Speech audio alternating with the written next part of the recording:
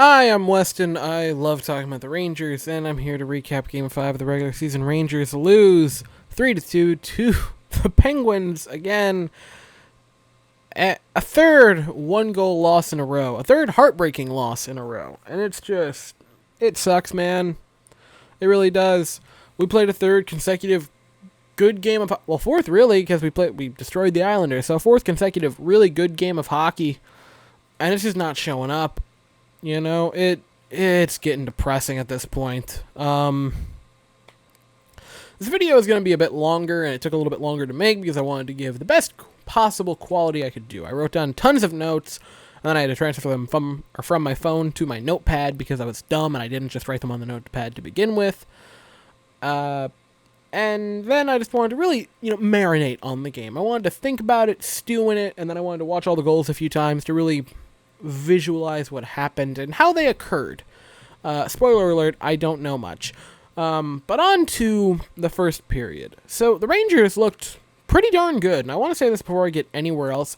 Phil DiGiuseppe is playing out of his mind right now. Like, he's unreal. I can't get over the guy. I mean, he has come into the season, and he's played incredible. How many points does he have so far? I believe 3, if I'm not mistaken, just in this season so far.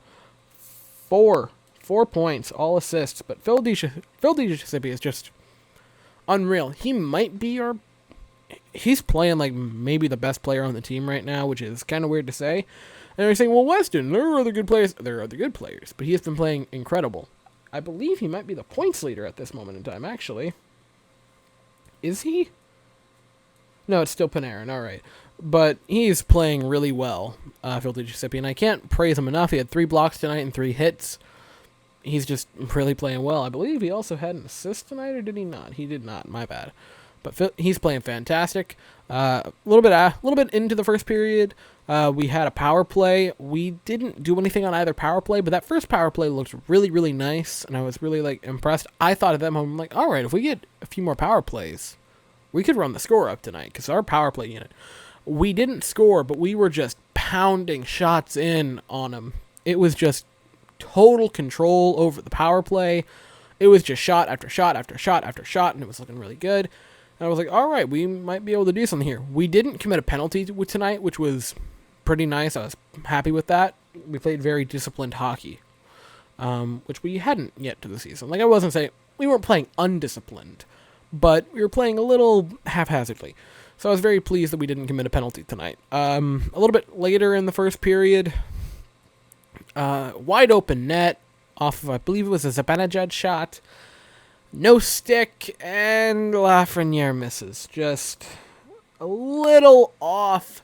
He's had so many near misses. Like, he is getting so close almost every game, it feels like. He's either putting a really good shot on goal, or he'll just whiff on a wide open net, which he did twice. It's depressing to see him. He's playing really well, and I will say that. He's playing really good hockey. It's just not showing up on the stat sheet. And it just feels like every time he gets a really good chance, he just misses by that much. I believe he's hit the post a few times. He's had really good shots on goal. Tonight, he just missed by about that much on a wide open net. And it's just, I know he's going to contribute, and I know he's going to, when he breaks through, he's just going to go crazy. I think that's what's going to happen.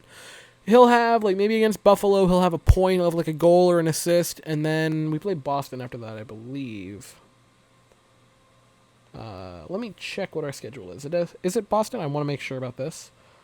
No, it's Pittsburgh again. But I really think that he's getting close to just breaking through, so maybe against the Pittsburgh series, he'll have a few goals. Like, you can tell he's getting close. Another player is also getting very close to just having a breakout game, and I'm going to talk about that in a minute. A little bit later on in the first, at 16:36 into the first period, there was this really nice little play. We were down in their territory.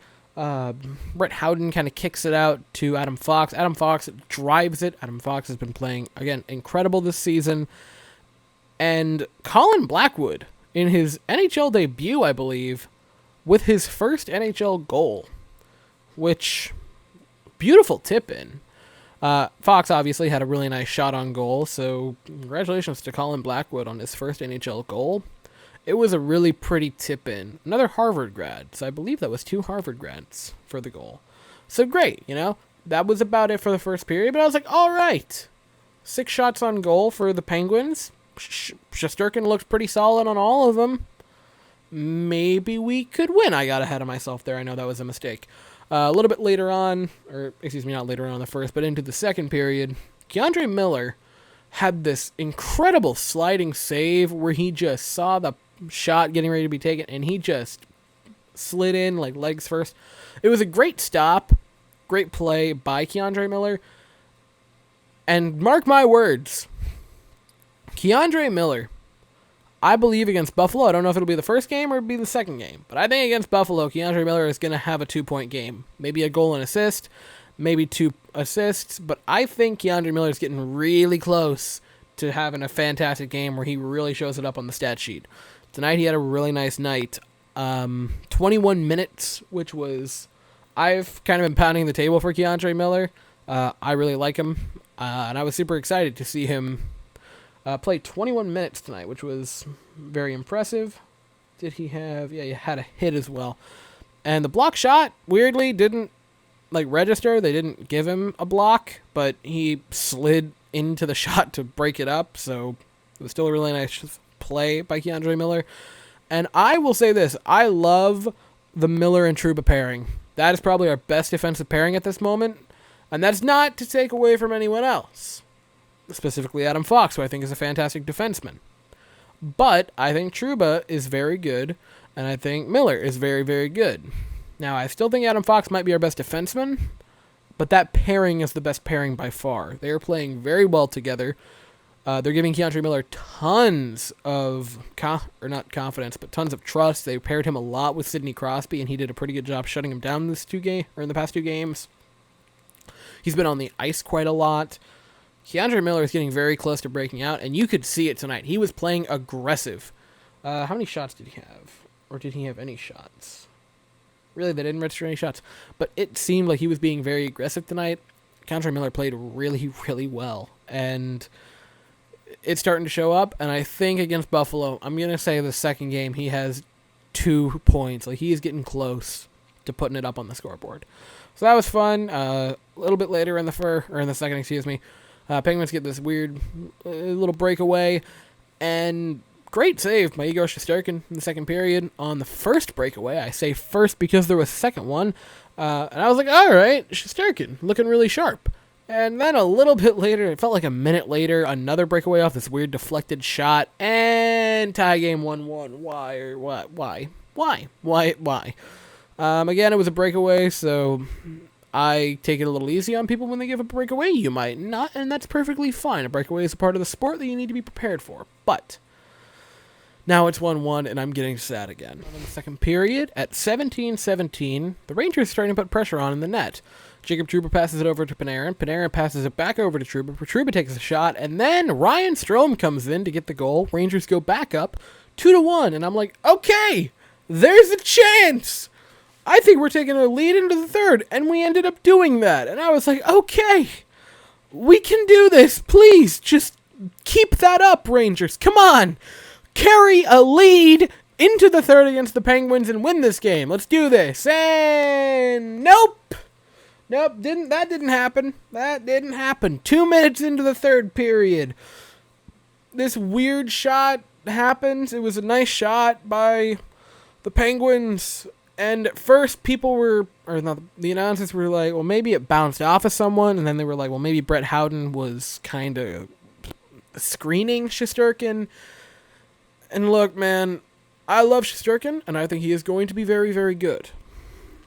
But sometimes you gotta just criticize it for what it was. It was a really nice shot. Shesterkin could have had it.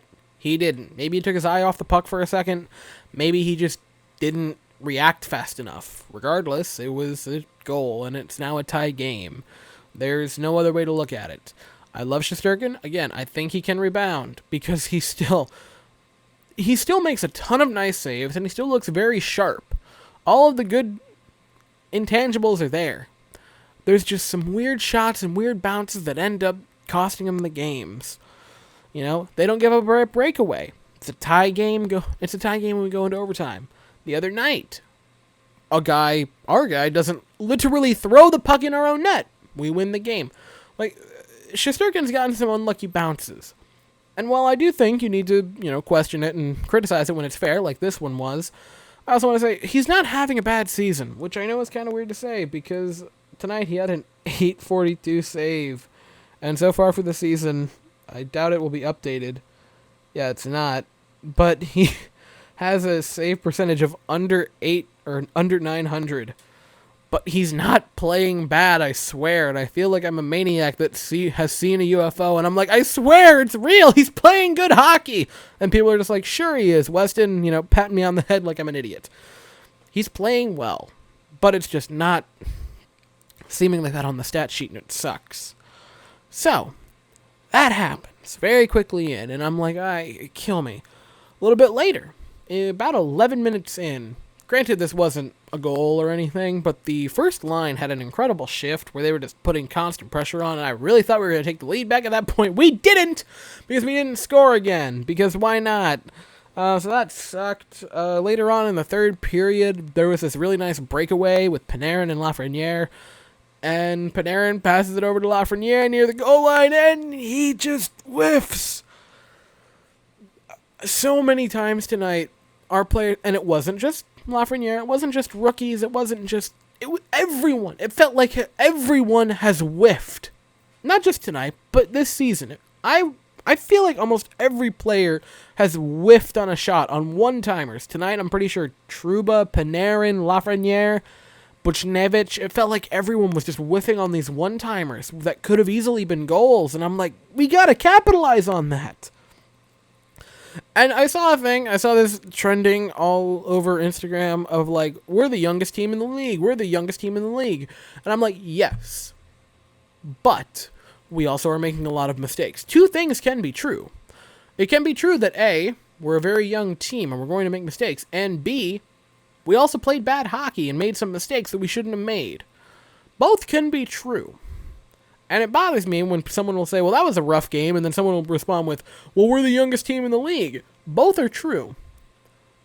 But being young doesn't help the fact that we still lost. And that kind of bothers me when people try to respond to the, we played rough tonight, we made mistakes that we shouldn't have made with the, well, yeah, but it's only because we're young excuse. Because, like, yes, we are young. And yes, you're going to make mistakes, and you can learn from those mistakes. But those mistakes still happened, and we need to criticize those mistakes for what they were, or else we won't learn from them. So that happened. Lafreniere, again, missed on that. That sucked. And then with like a minute 30 left in the game, because why not, this weird passing sequence happens for the Penguins, and then a puck just like trickles in behind Shesterkin, and it just kind of like right on into the net, and I just wanted to punch my screen. I think most people did. Because again, a nice game by the Rangers where they looked really good. Like, there were just a few plays that cost us. That weird little, like, dribble into the net right there at the end, and the weird breakaway, take either one of those away, tie game going into overtime. And it just breaks my heart. We pulled Shesterkin at that point, it didn't matter. We didn't give up an empty netter, which was nice, but it's heartbreaking, man. Like, this was another tough game to watch and a tough pill to swallow. Now, I want to talk a little bit about the lines because I feel like we need to change a little bit up. First thing, now keep in mind, I love both of these players, so I'm not saying this to just take a crap on them. I mean this in a nice way. But where are Mika Zibanejad and Chris Kreider? Where are they? Because they have been dead all year to this point. I know Zibanejad had a goal and an assist so far, so I believe he has 2 points. I want to make sure of this before I say it. Has he? Yeah, he has 2 points. But they got to show up. They were on our first line. Zibanejad is basically a captain. I think everyone agrees that he should have been named captain. He didn't for some reason. Chris Kreider is another really good player who I believe was a alternate last year. I'm probably wrong. But these are two very good players, two top players on our team. And they've combined on the first line for 2 points. It's rough. Like, since we took Buchnevich off of there, we've had 2 points from that top line. 1 goal. Well, not 1 goal, excuse me, but 2 points from Zibanejad and Kreider. Like, that is rough. Zibanejad might have had that assist in the Buchnevich game, or what I'm referring to as the Buchnevich game. But they've got to start showing up. Now, this also leads me into this. The first line has got to be changed. I like Lafreniere a lot. I think he's playing actually fairly well, and I think the stat sheet isn't accurately reflecting how well he's played. But you got to move him off the first line. And this isn't me being mean. This is just me saying Lafreniere is a young player, and you don't get to the first line without scoring goals. Like, I understand, you might say, well, Weston, that's unfair. I don't care. You get to the first line by scoring a lot of goals and by forcing your way on there. Lafreniere has not forced his way on there. I don't understand why he's on the first line, and I know some people want to say, well, it's to give him responsibility. And I would say, that's kind of dumb. You can give him responsibility by giving him more ice time. Again tonight, he didn't play all that much. I believe he had less than 15 minutes, or right there about 18 minutes. Wow, I was way wrong. But so that sort of fixes the problem, but I'd still like him moved off that first line, where it just feels... I don't want to say it feels like Zibanejad and Kreider are having to watch a kid, because that's not how it is. But I want Buchnevich back on the first line. The line with Buchnevich was working pretty well in Game 2. The Panarin and Lafreniere line was working pretty well. And so I don't know why we changed that. Game 2 worked really well, and in Game 2, Buchnevich was on the first line and Lafreniere was on the second line. I would like to go back to that. And again, this isn't insulting Lafreniere. I like him and I think he's played pretty well. But I don't want him on the first line. He's very young. I'd like to see him develop more with Strome and Panarin and let Buchnevich go back to Mika and Zibanejad. Lastly, the third line. We got to give that third line a lot more time. It's probably our best line, which is kind of crazy to say because it's the third line, but DiGiuseppe, Capocacco, and Filip Chytil have been playing really, really good hockey. They've been shooting the doors off teams. It feels like whenever they're out there, it just feels electric. It's a young line, I understand that, but I want them more time. I'm not going to include Chytil because that's unfair, and he got injured in like the second period. But Filip DiGiuseppe had 13 minutes and a second tonight, and Capocacco had 15:24, and he was very prominent in both power plays. I want to see that line at like 18 each, maybe 17 each at minimum. And you might say, well, Weston, where are those minutes going to come from? I don't really care. Reduce other lines a little bit. We got to give them more time. They've played really well. They have a great chemistry together between the three of them, and I want to see more of it. So yeah, that's all I have to say about the game. I would be remiss if I didn't bring up a massive channel milestone, which is we hit 100 subscribers. That is absolutely freaking insane that 100 people listened to my random talking about sports and said, yes, I would like to subscribe to this person. Like that. I'm just a weirdo in like a little office room with a whiteboard and some knickknacks.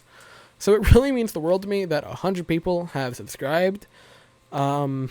I don't have words. I said I was going to do something for 100 subscribers, and then it came up on me like that, and I didn't have time to think of anything. So all I can give you is deep thank you from the bottom of my heart, and I have no words. Like, it means the world to me that I've hit 100 subscribers. I have no words, truly. It means everything to me. I really want to thank everyone who has subscribed. And so, yeah, that does it for the game and that little milestone. I want to thank all of you so very much for watching. I hope you all have an absolutely fantastic day. And go Rangers.